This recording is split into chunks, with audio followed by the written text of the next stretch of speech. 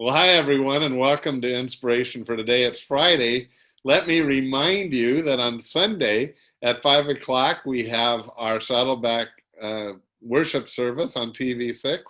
That's 5 p.m. And then next week, uh, we'll be back at the same time, same station.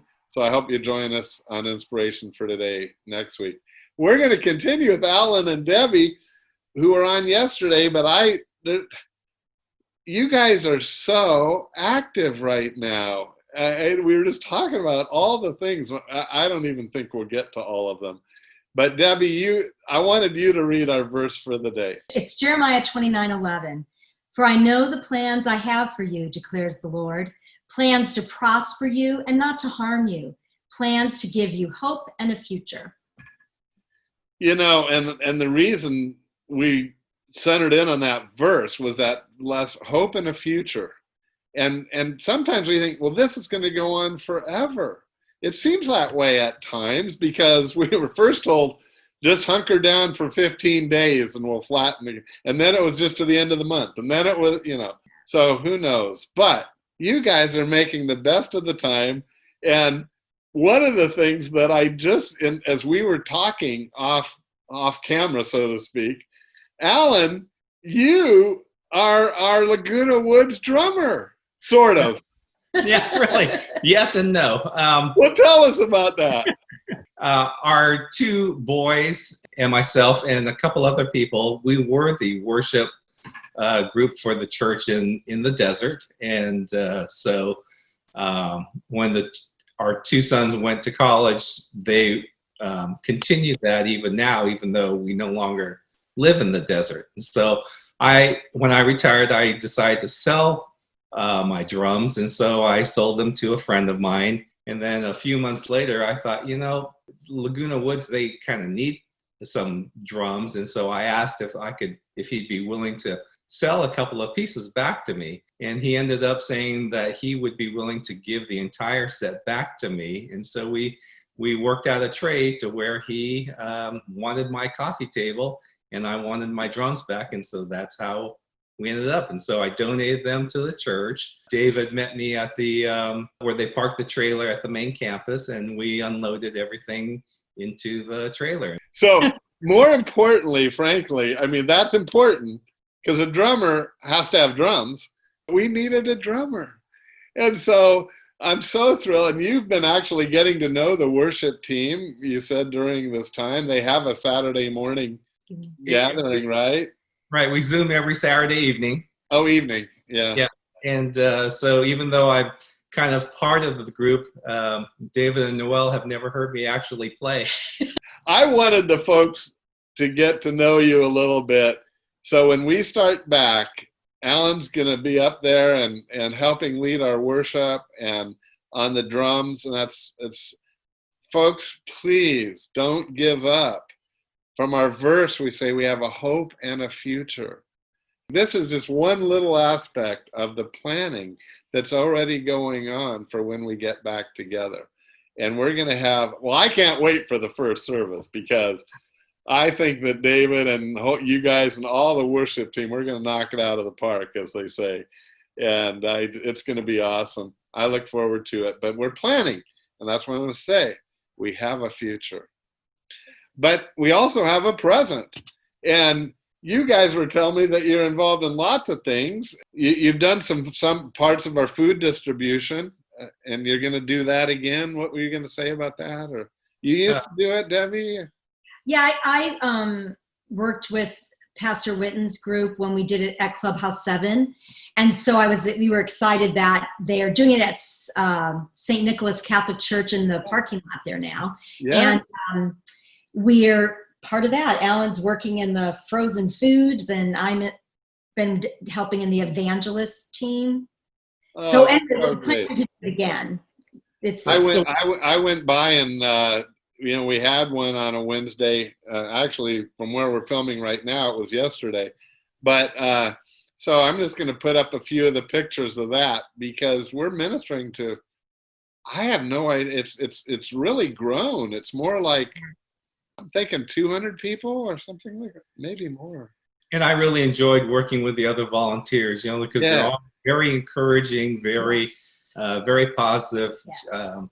Just really like that. It's nice to get to know people from other campuses also. I was thrilled because there were some folks just like yourselves working it that I had not talked to in in several months. Yeah. It was so good to see them, and everybody wears the mask and all that, and it's outside. Yeah. You also got into a small group, and then that led to another small group. What's that story? We were in Larry and Tina Morkved's small group, which is wonderful. And then Pastor Rick wanted more small groups for the Open Doors campaign. And we thought, well, we'll do that for 6 weeks. And then the pandemic started. And now that small group of people, there are 8 of us, they're become almost like family. They're, even in this time, just since the pandemic started, we've been there for each other through some hospitalizations and illnesses of loved ones and, joyful times. We Zoom on Sunday mornings just for a social time and prayer requests. And then we get together face-to-face, socially distanced, masks, outside once a week. And it's just wonderful. It's just such a great support during this time. And then we're also still part of Larry and Tina's group. That's been a lot of fun. And I'm part of David and Noel's worship music team group on Saturdays. And just a reminder, I think the choir members are invited to that, right? I think so. So, folks, if you'd like to even plan, let me know. I'll pass it along to David and Noel. And if you'd like to get involved, even now, we'd love to have you. But also, I'm just curious. So I love this new small group with that 6 weeks kind of expanded on you, didn't it? It did. It was really a blessing from God. It was just, he knew he had these plans for our future that we didn't know about. And it ended up being wonderful. We've not only gotten to know each other, but it's just wonderful to be there to just spiritually uplift and be uplifted by the group. Well, you guys, I've loved this, but just before we go, I just wanted to say, you were saying that you had 2 sons, and they're both in ministry. Yes. And one of them gave you one of the best presents ever. Yes. What is that? As if our people didn't know. Our beautiful grandson. And we have made a few trips back to Illinois. He was born the end of last year. So we've been going back just to see him.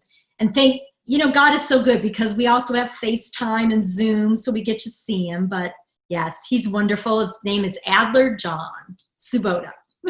And his dad is a worship leader.